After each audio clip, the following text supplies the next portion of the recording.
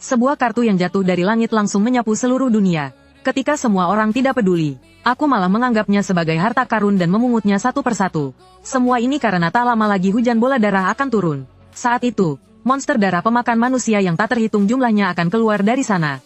Pada saat yang sama semua makanan dan sumber air di dunia, serta berbagai macam persediaan akan kehilangan semua fungsi aslinya. Untuk bisa bertahan hidup di hari kiamat, hanya bisa mengandalkan berbagai persediaan yang didapat dari kartu, serta berbagai bakat dan keterampilan. Namun sebagai seorang yang terlahir kembali aku tahu, malam ini jam 12 akan turun kartu gelombang pertama. Aku pun segera bergegas keluar rumah untuk melakukan semua persiapan. Saat waktu menunjukkan pukul 12, terdengar suara dengungan yang seolah berasal dari luar planet.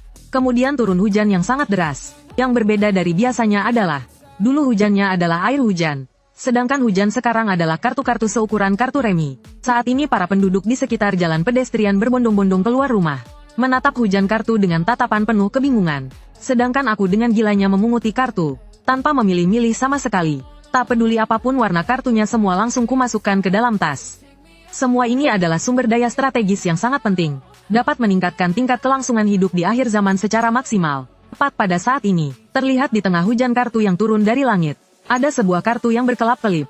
Cahaya warna-warni melayang di depan. Kartu legendaris berwarna. Aku menelan ludah dalam-dalam dan bergegas menuju kartu legendaris itu. Akhirnya dapat juga. Dengan satu lompatan aku memegang kartu berwarna itu dengan erat di telapak tanganku. Segera setelah itu, hujan kartu berlangsung selama 1 jam dan akhirnya berhenti. Dan aku berhasil mengisi penuh 13 tas dengan kartu. Melihat tas gunung yang menggembung di ruang penyimpanan mobil van. Bohong kalau bilang tidak bersemangat. Saat ini semakin banyak orang keluar untuk memungut kartu. Untuk menghindari perhatian, aku langsung pergi meninggalkan jalan pedestrian dengan mobil, menuju hotel yang sudah kupesan sebelumnya. Setelah kiamat tiba barulah kartu-kartu ini akan menunjukkan fungsinya. Sekarang tinggal menunggu matahari terbit. Aku berbaring di tempat tidur menarik napas dalam-dalam lalu tertidur. Pukul 8 keesokan paginya, langit yang tadinya biru tiba-tiba menjadi gelap. Ribuan bola darah jatuh dari langit. Makhluk humanoid berdarah yang tak terhitung jumlahnya keluar dari bola darah, bergegas menuju orang terdekat. Saat ini aku diam-diam menurunkan tirai dengan ekspresi sangat tenang. Pemandangan di luar jendela bagiku yang berada di akhir zaman. Sebagai penyintas yang telah hidup selama 5 tahun, ini hanyalah permulaan. Ini bahkan tidak bisa dianggap sebagai hidangan pembuka. Kemudian aku mengeluarkan 2 kartu berwarna, dan membalik salah satunya. Di tengah cahaya warna-warni aku melihat tulisan yang tertera di kartu. Bakat tubuh pemulihan super, membuat pemiliknya menjadi tubuh pemulihan super. Luka dapat sembuh sendiri dalam waktu yang sangat singkat. Aku merobek kartu berwarna itu. Tiba-tiba hawa panas menyebar ke seluruh tubuhku. Melihat ini sudut bibirku sedikit terangkat. Tidak buruk. Segera setelah itu aku membalik kartu legendaris kedua. Barang rumah aman. Rumah aman. Menempati area seluas 200 meter persegi. Rumah pribadi dengan halaman sendiri. Memiliki penghalang pertahanan absolut. Mampu menahan serangan sekelas bom hidrogen. Meskipun rumah aman memiliki pertahanan yang sangat kuat, tapi ada satu kelemahan besar, yaitu tidak bisa dipindahkan. Saat ini aku tidak berencana untuk menetap di satu tempat. Aku menyimpan kartu rumah itu dengan baik. Kemudian aku mengeluarkan 10 kartu emas lagi. Secara keseluruhan, kualitas kartu emas kali ini sangat tinggi. Baik itu kekuatan super maupun petarung tinju berat. Semuanya termasuk bakat papan atas di antara kartu emas. Tiba-tiba pintu kamar didobrak terbuka. Terlihat seorang wanita berpakaian lusuh jatuh ke dalam. Di belakangnya ada 3 monster darah. Wanita muda itu berteriak sambil mengulurkan tangannya. Tolong. Melihat itu aku maju dan menyelesaikannya dengan 3 pukulan. Wanita itu tertegun ketakutan, menatap nanar ke arah 3 mayat berdarah. Dia terjatuh dan butuh waktu lama untuk sadar. Terima kasih ya. Aku sedikit tertegun melihat wanita di hadapanku. Lin Wanner. Wah, kebetulan sekali. Tidak kusangka aku bertemu dengannya di hari pertama kiamat. Sebenarnya Lin Wanner pernah menyelamatkan nyawaku. Di kehidupanku yang lalu aku mendapatkan bantuan dari wanita ini. Aku baru bisa bertahan hidup. Kemudian komunitas tempat kami tinggal diserang oleh gerombolan monster. Sejak saat itu aku tidak pernah melihatnya lagi. Saat ini Lin Wanner tertegun. Kamu kenal aku? Seorang bintang besar. Tentu saja aku kenal. Saat ini suasana hati Lin Wanner tidak begitu tegang lagi. Bisakah kamu memberitahuku apa yang terjadi? Benda apa ini semua? Setelah aku menjelaskan secara singkat aku pun mengalihkan pembicaraan. Aku menunjuk ke tumpukan tas gunung itu. Ada puluhan ribu kartu dan aku hanya sendirian. Kalau mau disortir bisa sampai kapan tahu. Terlalu membuang-buang waktu. Kebetulan aku sedang butuh bantuan. Kamu mau bergabung dengan timku? Tugasmu sangat sederhana. Cukup bantu aku menyortir kartu-kartu ini. Dan aku yang akan bertanggung jawab atas keselamatan dan makananmu. Sekarang di luar sangat kacau dan ada banyak monster. Dan pria di hadapannya ini jelas mengetahui sesuatu. Bersamanya pasti akan sangat aman. Dia langsung mengangguk setuju. Kemudian Lin Waner segera membuka tas gunung itu dan menumpahkan semua kartu di dalamnya. Sesuai petunjukku dia pun mulai menyortirnya. Tak lama kemudian Lin Waner sambil menggoyangkan sebotol air mineral bergumam pada dirinya sendiri. Aneh, kenapa air ini sama sekali tidak menghilangkan dahaga ya? Air dan juga makanan semuanya sudah tidak berguna. Aku menunjuk kartu putih di kasur yang sudah dibagi beberapa jenis. Kita harus mencarinya dari kartu. Temukan kartu air lalu robek saja. Detik berikutnya, Lin Waner mengeluarkan sebuah kartu air dan merobeknya. Benar saja sebotol kecil air muncul di tangannya. Sungguh ajaib. Lin Waner terkagum-kagum. Kemudian dia meminumnya sekali teguk lalu mengelap mulutnya dan lanjut merapikan kartu. Menjelang jam 12 siang, jalanan yang tadinya sepi, tiba-tiba muncul satu tim yang terdiri dari manusia. Di belakang mereka ada belasan pemuda dan pemudi. Setiap orang membawa weki. Para suehu di sekitar menyadari ada aktivitas manusia. Seketika mereka mengaum dan menyerbu. Namun kekuatan tempur tim kecil ini bukan main-main. Puluhan suehu bahkan belum sempat mendekat sudah ditebas hingga berkeping-keping. Begitu para suehu di sini tumbang, Lin Waner yang menonton dari jendela tidak tahan untuk berteriak. Hebat sekali. Di dalam, kami di sini. Tolong, aku mengerutkan kening. Saat ini sudah terlambat untuk melakukan apapun. Karena pandangan tim itu sudah serentak menoleh ke sini. Tim itu tiba di dalam lobi hotel. Zhou Wen terlihat sangat antusias dan memperkenalkan diri. Lin Waner, aku penggemarmu. Tidak kusangka kamu sedang dinas di kota Sing. Saat itu Lin Waner bertanya dengan sopan. Halo, kalian mau pergi kemana? Tentu saja membunuh para suehu dan mengambil kartu. Di dalam tubuh para suehu itu ada kartu. Kalau beruntung bisa dapat kartu skill biru. Peluang bertahan hidup akan jauh lebih tinggi. Nona Lin mau ikut dengan kami. Kami sangat kuat. Tidak perlu. Kami bisa melindungi diri kami sendiri. Kita kembali. Aku memberi isyarat dan berbalik untuk pergi. Zhou Wen mengangkat alisnya. Tunggu sebentar kawan. Aku penasaran apa semalam kamu mendapatkan kartu. Kalau kartu sih aku punya beberapa. Aku mengeluarkan belasan kartu perak dari bajuku. Membuat mata semua orang nyaris copot melihatnya. Wah, tidak disangka ini mangsa empuk ya. Sebanyak ini. Zhou Wen menelan ludah lalu raut wajahnya berubah. Matanya penuh dengan keserakahan. Kamu sendirian punya kartu sebanyak ini juga tidak ada gunanya. Lebih baik berikan pada kami. Biar kami yang bantu menyimpannya untukmu. Aku pun mengangguk. Coba tebak, kenapa kartu-kartu perak ini aku bawa-bawa di badan dan tidak aku gunakan sendiri?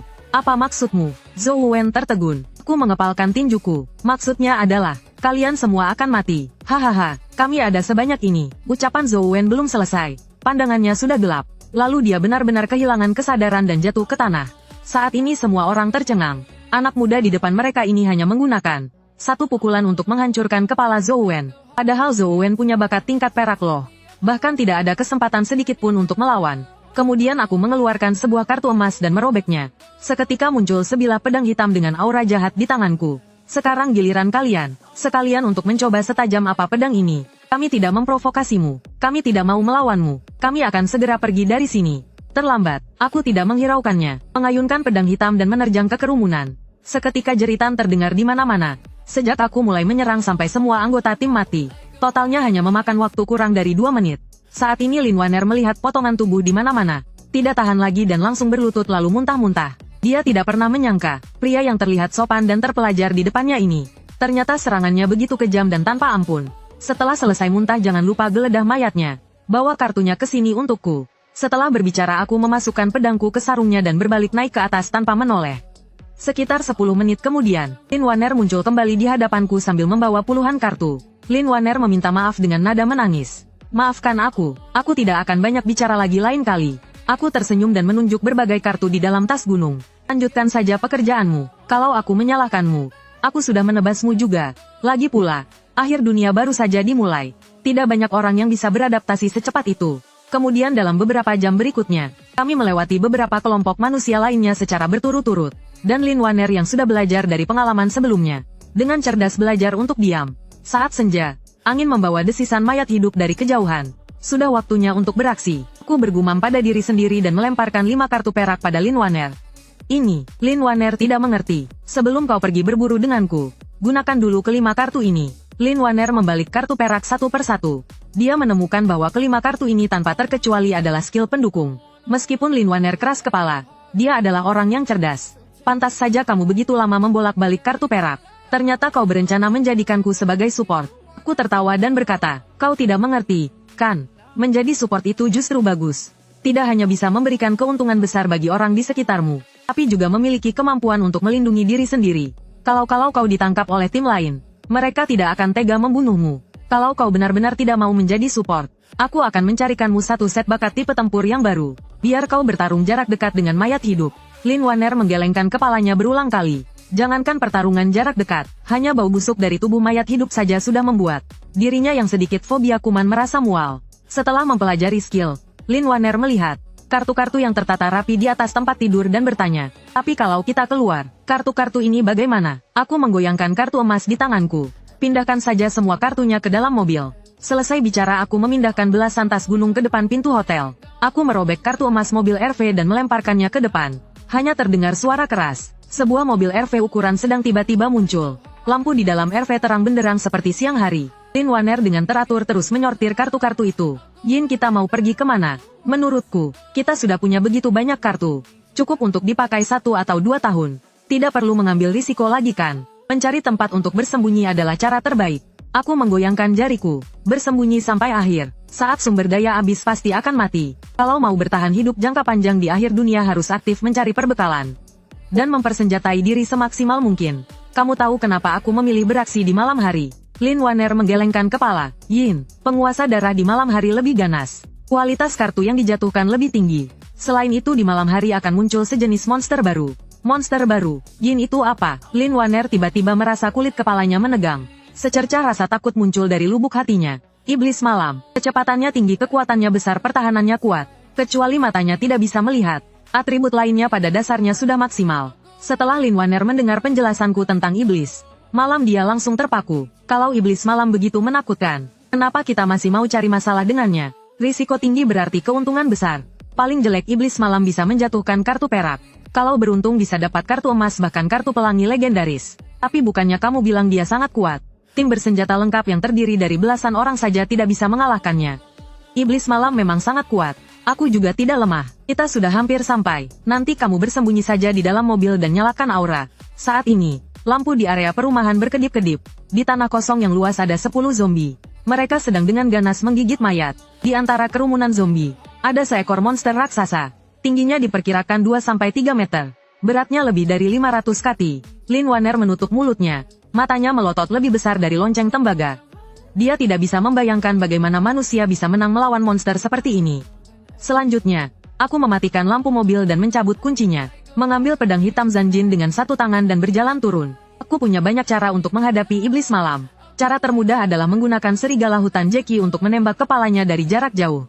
Tapi aku sangat ingin menguji sejauh mana kekuatan bertarungku. Yang terpenting adalah, hadiah membunuh dari jarak dekat jauh lebih baik daripada jarak jauh. Ini adalah hasil yang didapat dari pengujian yang cermat di kehidupanku sebelumnya. Mengikuti dari belakang, saat jarak antara kedua belah pihak masih 20 meter, para zombie mencium bau tamu tak diundang. Mereka meninggalkan makanan lezat mereka dan bergegas menyerang dengan raungan. Dengan tenang aku menebaskan pedangku secara horizontal. Dengan tebasan lagi, 5 zombie lainnya terbunuh. Lebih dari 20 zombie bahkan tidak bisa menyentuh ujung bajuku sebelum semuanya dibantai. Iblis malam itu menjulurkan lidahnya dan perlahan berbalik menghadapku. Dibandingkan zombie, ia memiliki kecerdasan tertentu. Instingnya memberitahunya, manusia di depannya ini sangat kuat dan harus dihadapi dengan hati-hati. Aku mengibaskan darah dari pedang hitamku dan mengambil langkah pertama. Iblis malam itu juga bergerak. Ia melompat setinggi 7 hingga 8 meter ke arahku untuk menghancurkanku. Mengayunkan cakarnya yang tajam sepanjang 2 kaki dengan ganas. Aku meluncur dan masuk ke bawah iblis malam itu. Pedang hitam Zanjin menusuk ke atas dengan keras. Tanpa ketegangan apapun, tubuh iblis malam itu tertusuk dan jatuh ke tanah. Tapi ia belum mati, melainkan meronta-ronta di tanah. Mencoba bangkit untuk bertarung lagi. Aku segera maju untuk memberikan pukulan terakhir dan menghabisinya. Segera, hasil rampasan dari pertempuran kecil ini keluar. 9 kartu putih, 4 kartu hijau, Yin, 2 kartu biru, Su, 3 kartu perak, Wu, agak sedikit kumuh. Aku sangat tidak puas, tapi sekarang baru jam 7. Malam ini masih sangat panjang. Selanjutnya aku terus mengemudi maju. Tiba-tiba aku menginjak rem dengan keras. Lin Wanner menyadari pasti telah terjadi sesuatu. Dia bergegas datang. Su, melalui jendela mobil dia melihat pemandangan yang tak akan terlupakan seumur hidupnya. 200 meter di depan, ada sebuah setinggi 5 hingga 6 meter. Sebuah jantung raksasa berlumuran darah terus berdetak. Di sekitar jantung itu ada ratusan monster darah yang berkeliaran tanpa tujuan. Lin Wanner menutup mulutnya. Matanya dipenuhi ketakutan dan keterkejutan. Apa itu? Kode untuk jadi kaya mendadak. Lin Wanner tertegun sejenak dengan ekspresi khawatir. Bagaimana rencanamu untuk menghadapi benda itu? Kenapa terburu-buru? Saat ini aku duduk di kursi pengemudi, mengamati jantung darah raksasa itu dari kejauhan. Awalnya rencanaku adalah mengemudi ke arah timur, pergi ke kota Hai di sebelah untuk mencari seorang teman. Sayangnya rencana tak berjalan sesuai harapan. Menemukan hal seperti ini di persimpangan jalan. Sebuah jantung darah raksasa yang akan bermetamorfosis. Tentu saja aku tidak rela untuk pergi.